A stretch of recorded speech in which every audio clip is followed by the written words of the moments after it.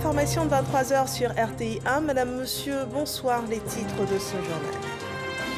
La fête de la fin de Ramadan célébrée demain, mercredi 12 mai 2021. La date a été déterminée suite à l'observation du croissant lunaire dans plusieurs localités de Côte d'Ivoire. Vous suivrez tout à l'heure la déclaration du COSIM faite ce mardi au soir du 29e jour du mois de Ramadan. La coopération maître mot ce jour à la présidence de la République. Le chef de l'État s'est entretenu successivement avec l'ambassadeur de la République centrafricaine en Côte d'Ivoire et le président de la Banque d'investissement et de développement de la CEDEAO. Le compte-rendu des audiences dans ce journal. Et dans l'affaire du décès d'une parturiente à l'hôpital général d'Adzopé, après enquête, les dysfonctionnements sur toute la chaîne de prestation de services sont avérés. Plusieurs responsables, dont des sages-femmes et un gynécologue, suspendus de leur activité professionnelle. Bienvenue dans ce 23h. Les musulmans de Côte d'Ivoire célébreront demain l'Aïd el-Fitr. Le croissant lunaire marquant la fin du mois de Ramadan a été observé dans au moins 4 localités du territoire ivoirien. Écoutons la déclaration du COSIM à ce propos. Le Conseil supérieur des imams, des mosquées et des affaires islamiques en Côte d'Ivoire, COSIM, et le Conseil des imams de l'Association des musulmans sunnites en Côte d'Ivoire informe la communauté nationale que le croissant lunaire marquant la fin du mois de Ramadan 2021, 1442 de l'Hégire, a été observé à Gonaté, également à Kato et Gbolo dans la région de Séguéla. Comme ce même croissant a été observé en Dotré, à Niama et plateau de Cuy. Par conséquent, la fête de Ramadan en Côte d'Ivoire sera célébrée, Inch'Allah, le mercredi 12 mai 2021. Les imams souhaitent bonne fête de Ramadan à toutes et à tous. Yekibaraye Kabanya Limami Tomba Flayoro Côte d'Ivoire Kozim Ani Amsi Kodis. Koka Silama Bella Jenil Lalonia Kafo Seli Kalo Yeli Sabatila Côte d'Ivoire Fanchamana Gonaté Kato Golo Segela Marala Ani Anyama Ndotre Plateau Doki Koladon Araba no lebena be me kalo teletan ani flama 2021 la o lebena be anya selideni ma limamumbe Allah subhanahu wa ta'ala dalla ka kalo hereshaya ala mokela kanya bato mina ala mokela asambe sambe wassalamu alaikum wa rahmatullahi wa barakatuh. Voilà donc la traditionnelle déclaration qui marque la fin du mois de Ramadan et de facto la célébration de l'Aïd el-Fitr, célébration donc annoncée pour demain, mercredi 12 mai 2021. Cette journée est donc fériée et chômée sur toute l'étendue du territoire. Journée mouvementée ce jour à la présidence de la République. Le chef de l'État s'est entretenu avec le président de la Banque d'investissement et de développement. La coopération entre la Côte d'Ivoire et la BIDC était à l'ordre du jour. La rencontre a permis également de faire le point du niveau d'exécution des 12 projets financés par cette banque de notre pays. Jérôme Kofi Aboula.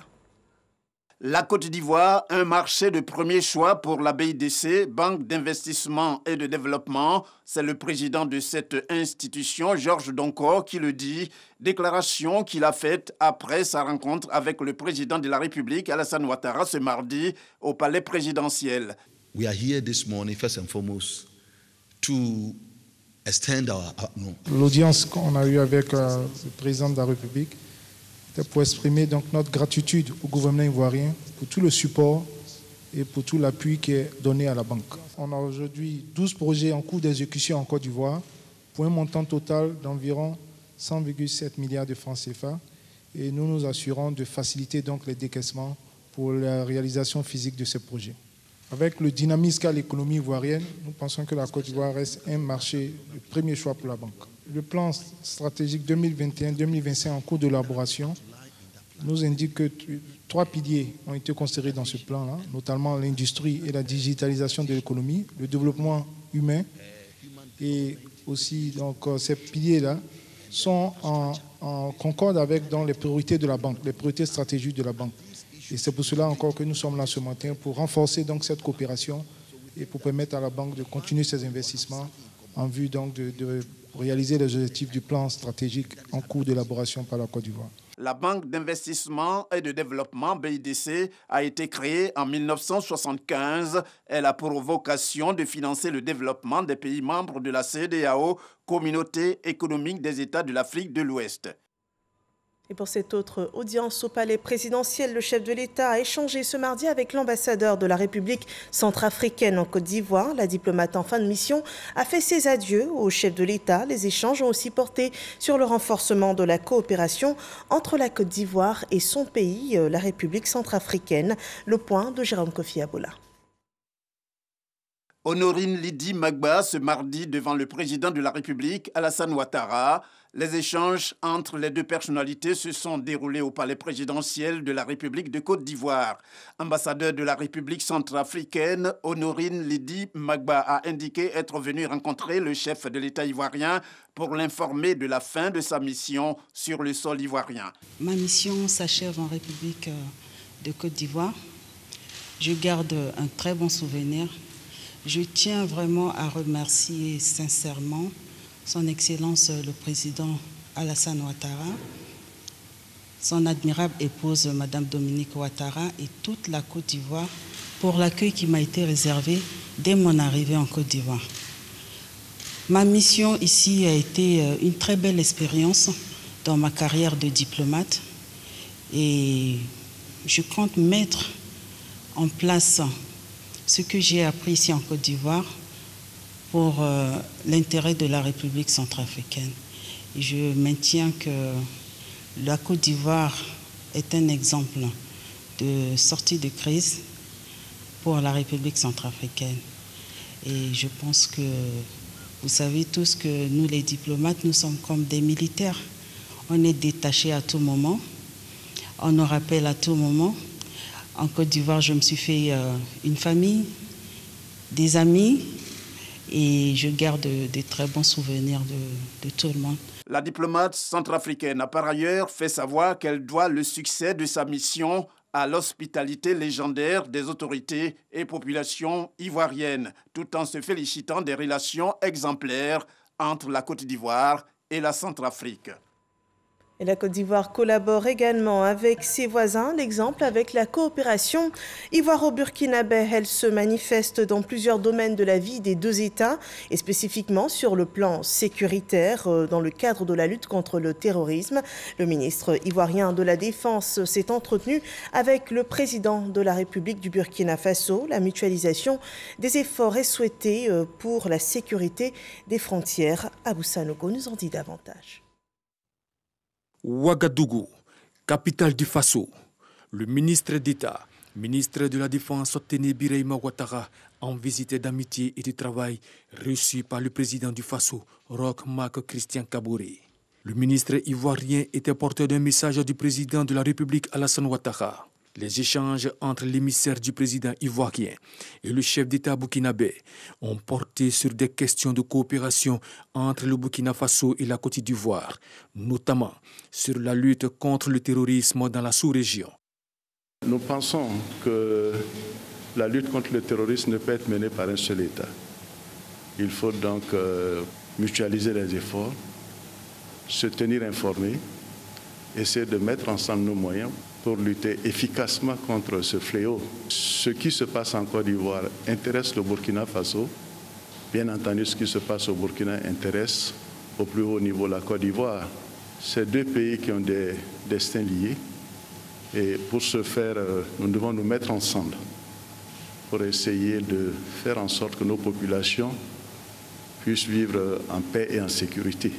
Présent à cette audience, le ministre burkinabé de la Défense, Moumina Chérif Sy, qui a insisté pour une mutualisation des moyens pour endiguer le fléau du terrorisme qui menace leurs deux pays. Depuis quelques années, nous avons des difficultés au niveau de nos deux frontières du fait de tentatives d'infiltration des groupes armés terroristes qui essaient de s'infiltrer. Dernièrement, vous avez vu même quelques coups en territoire ivoirien sur la frontière. Nous avons eu à mener ensemble un certain nombre d'opérations pour faire reculer cette adversité-là.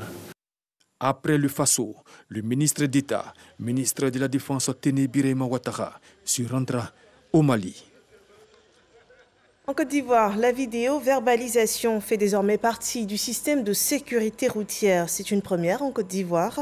Des membres du gouvernement ont ce jour visité le centre de gestion intégré qui est chargé de piloter le dispositif mis en place pour sanctionner les infractions des automobilistes. Didier Nguessan nous en dit davantage sur cette visite.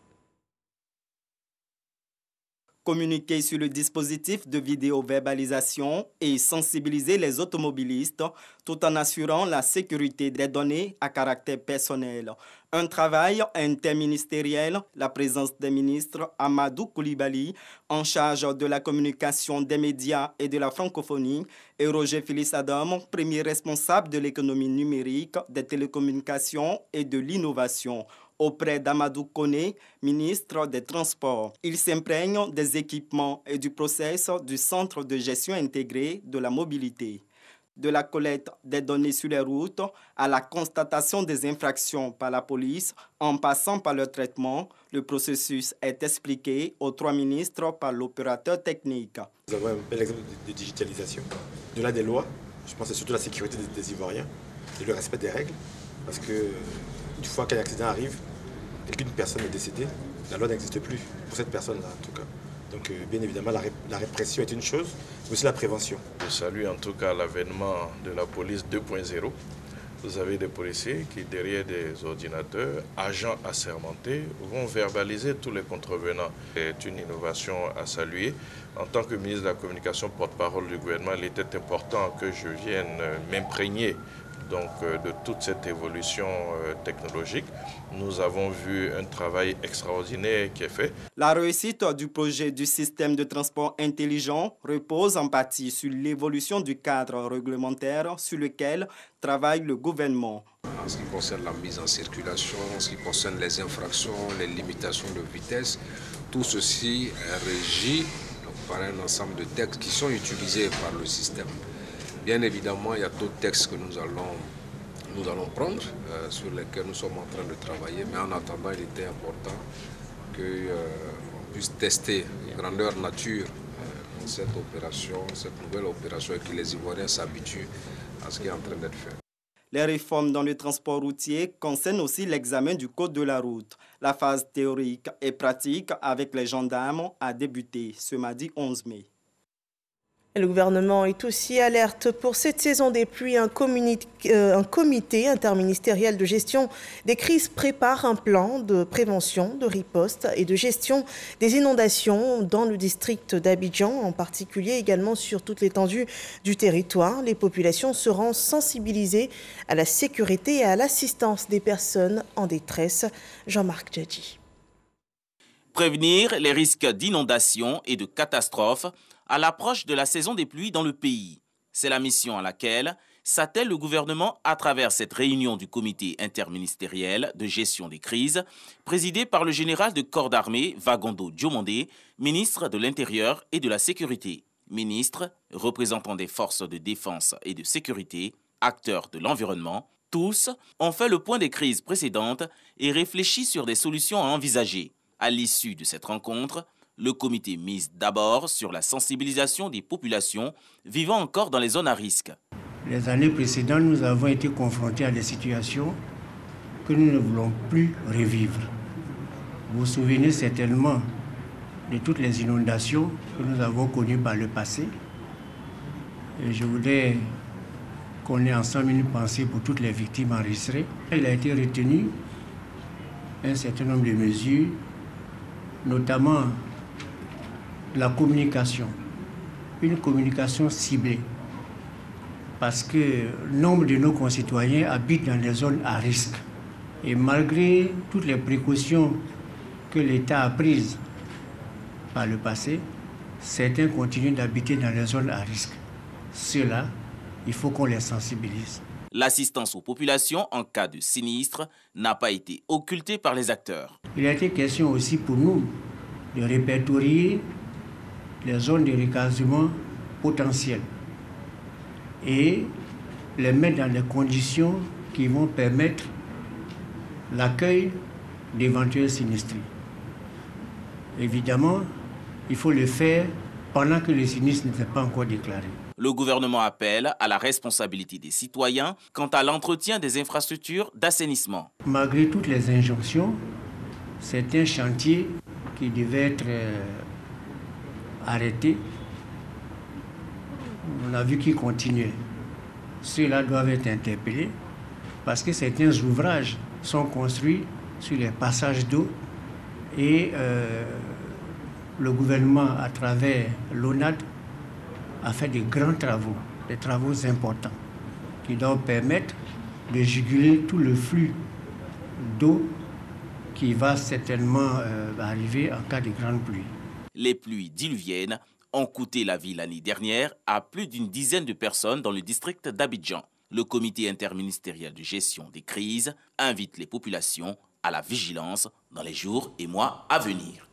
Et l'action gouvernementale en cas des sinistres s'est exprimée par l'assistance à 152 familles sans abri depuis le passage d'une tornade dans le département de Nation au nord-est du pays. 5 villages ont été complètement ravagés. Des vivres et non-vivres d'une valeur de 15 millions de francs CFA ont été apportés aux victimes. Le récit de Clément Boko. Voici ce qui reste de l'école primaire publique de Saboupa. Ce bâtiment abritant 3 classes a perdu sa toiture emportée par la tornade qui a balayé le département le mois dernier, aux grandes dames des élèves et du corps enseignant. On n'a plus de salle de classe.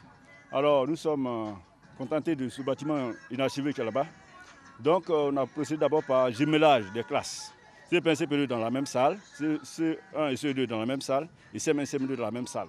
Comme Saboupa, les villages de Séoué, Koutouba, Alanikro et Sominassé n'ont pas été épargnés par ce vent violent. Conséquence, 152 familles sont désormais sans abri.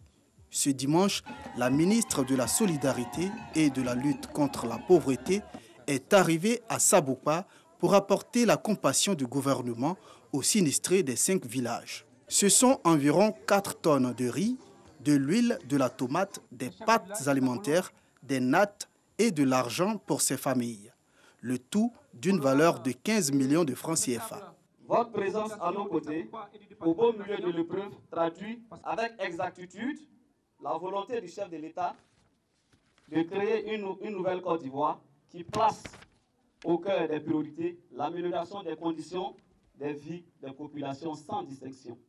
La ministre Miss Belmondo Dogo a salué la résilience de ces populations sinistrées ainsi que l'élan de solidarité des villageois et des cadres de la région du Bunkani. Elle les a assurés de la ferme volonté du gouvernement de réduire les vulnérabilités en assistant les populations dans le besoin. Pour le président de la République, l'Ivoirien, qui se trouve dans le dernier hameau du dernier campement de la Côte d'Ivoire, a droit à cet élan de solidarité.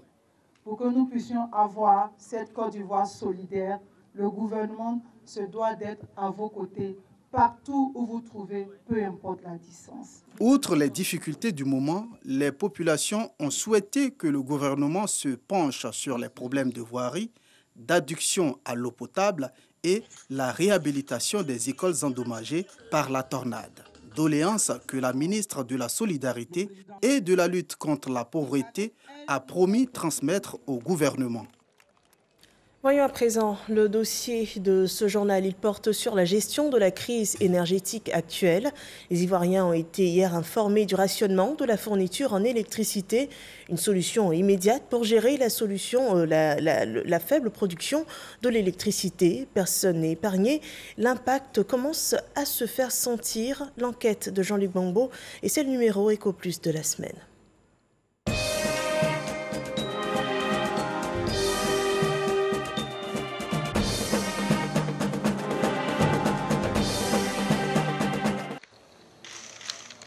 Zone industrielle de Yopougon, une usine quasiment déserte.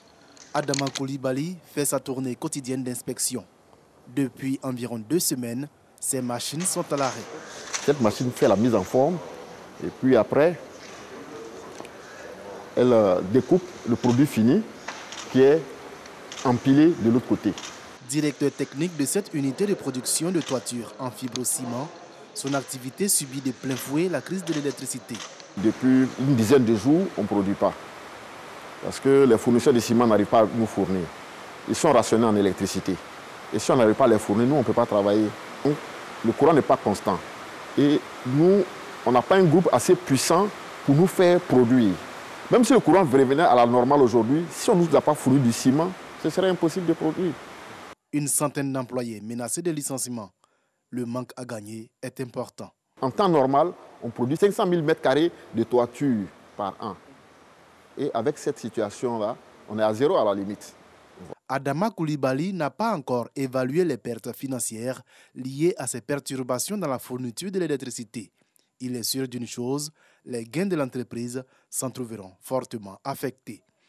Une difficile période que traverse l'ensemble des entreprises ivoiriennes et à laquelle devront désormais faire face les ménages. La semaine dernière, on n'avait pas besoin d'impacter les ménages.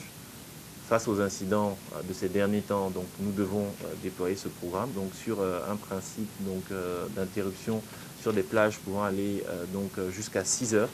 Mais qu'est-ce qui a bien pu se passer pour que la Côte d'Ivoire soit confrontée à une telle situation? Les premières explications sont données le 23 avril à Azito.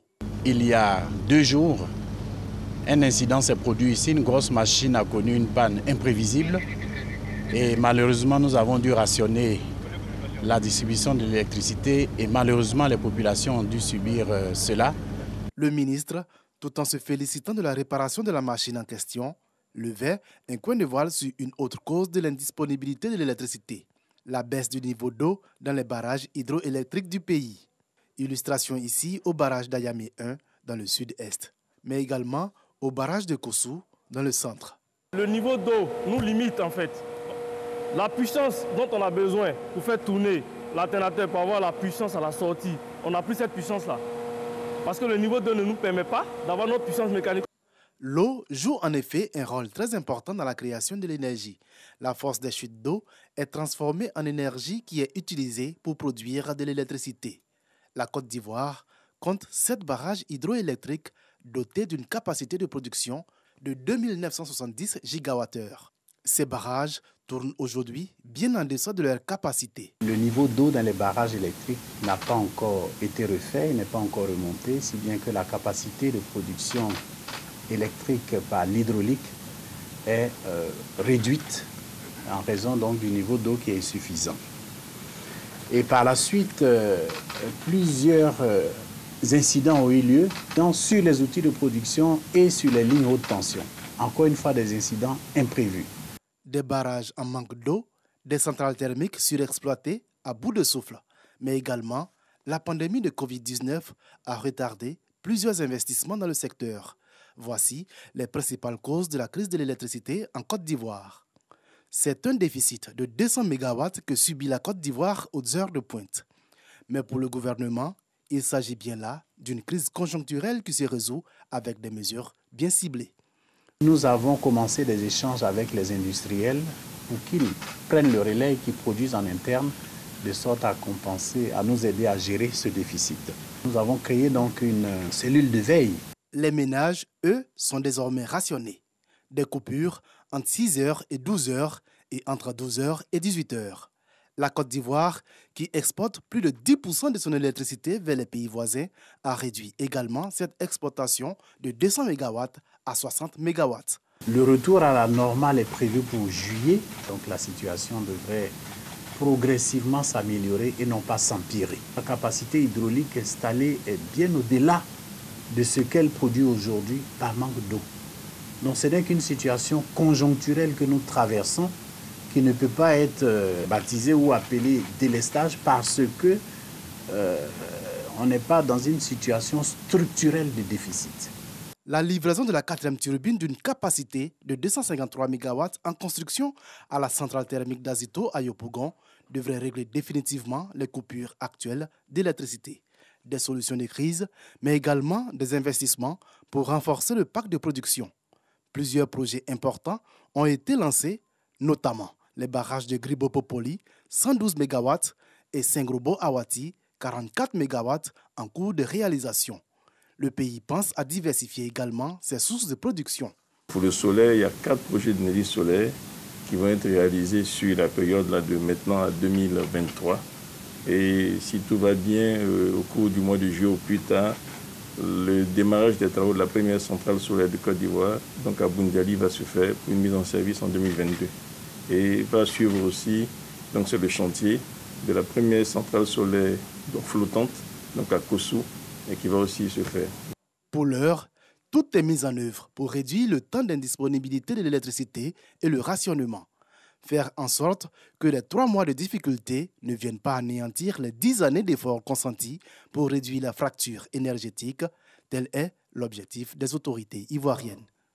Voilà, les autorités ivoiriennes qui font mains et pieds pour revenir à une situation énergétique normale. À Adzopé, l'affaire Zerbo Habiba, la parturiente décédée suite à une négligence du personnel médical en salle d'accouchement. Des mesures fortes sont prises depuis ce mardi. Le directeur de l'hôpital général d'Adzopé est relevé de ses fonctions. Le médecin gynécologue et les 3 sages-femmes impliquées ont été suspendus de leur profession.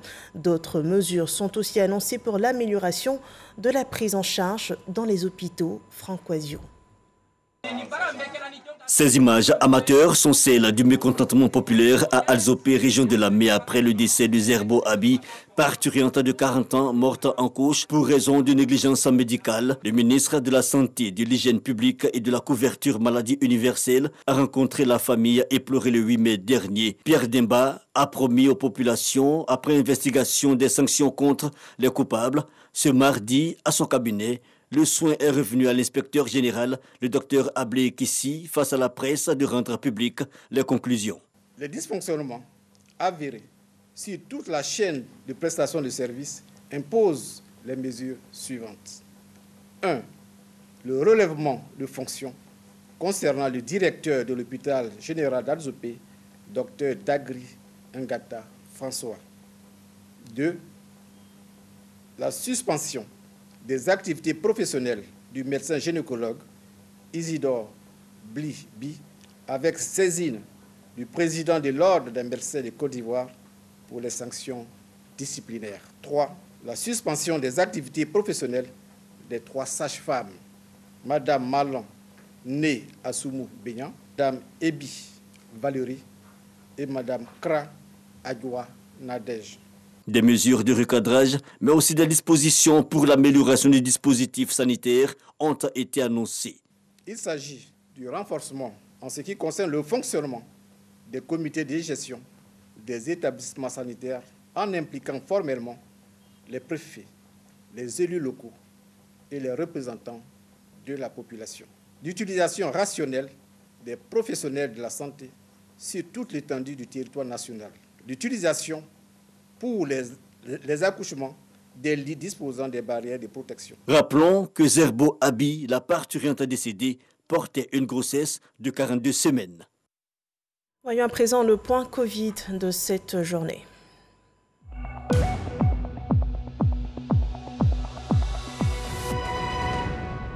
Le ministère de la Santé, de l'Hygiène publique et de la couverture maladie enregistre ce mardi 11 mai 41 nouveaux cas de Covid-19, 36 nouvelles guérisons et 1 cas de décès. À cette date, la Côte d'Ivoire compte ainsi 46 484 cas confirmés, dont 45 910 personnes guéries, 292 personnes décédées. Il reste encore 282 cas actifs et sachez qu'un total de 280 719 personnes ont été vaccinées contre la Covid-19 de notre pays. Le Ramadan prend fin ce jour. Ce fut une période spirituelle de pénitence pour la communauté musulmane, mais aussi de partage et de communion. Et dans cet esprit, une rupture collective a rassemblé la communauté musulmane de Toumoudi, rassemblement orchestré par Raymond Goudou Kofi, cadre de la région Léon Bro. Comme à un festin, maintenant, la communauté musulmane de Toumoudi procède à la rupture du jeûne de Ramadan avec à ses côtés les communautés sœurs et les autorités de la ville. Au menu, tout pour prendre des forces après une journée entière de privation. C'est bienvenu. On attendait ça. On a bien mangé, on continue de manger. Aimer comme Jésus nous a aimés, c'est être proche de l'autre partager ses convictions, mettre les mains dans une même assiette, c'est cela aussi la charité. Quelqu'un qui donne la rupture à un jeûneur a les mêmes récompenses que le jeûneur. Donc c'est ce que madame vient de faire. Et quand vous voyez ces centaines de personnes, ça veut dire qu'elle va écoper beaucoup de récompenses. Cette rupture collective de jeûne au lendemain de la nuit du destin, à l'actif de l'ex-ministre de la Culture et de la Francophonie.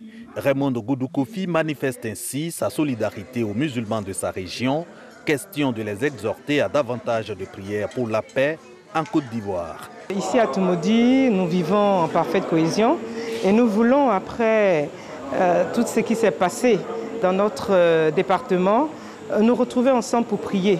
Prier pour notre pays, prier pour le président de la République, mais prier également pour que cette entente, ce vivre ensemble que nous avons connu et que nous connaissons, puisse se renforcer. À cette rupture collective de jeûne du Ramadan, la première à Toumoudi, Raymond Goudou-Kofi a fait don de kits de prière aux musulmans. L'actuel ministre de la Culture et de l'Industrie, des Arts et du Spectacle s'est rendu hier sur le site de l'Oiseau Livre. L'Oiseau Livre parti en fumée la nuit du dimanche 9 mai dernier. C'était une bibliothèque pour enfants qui appartenait au Palais de la Culture. Arlette Badoun-Guesson est venue se rendre compte elle-même des dégâts causés par les flammes. Elle était en compagnie du directeur du Palais de la Culture. Ces personnalités se sont interrogées sur les causes de l'incident en attendant les conclusions de l'enquête. Et sachez que ce 11 mai, partout dans le monde, est célébré les 40 ans de décès de Robert Nesta Marley, dit Bob Marley, cette icône de la musique reggae, devenue aujourd'hui universelle, une date inconditionnellement. Et ce jour est célébré partout dans le monde. Voilà qui met fin à cette édition d'information. Merci de nous avoir suivis. Retour de l'actualité demain dès 6h30 sur RTI 1.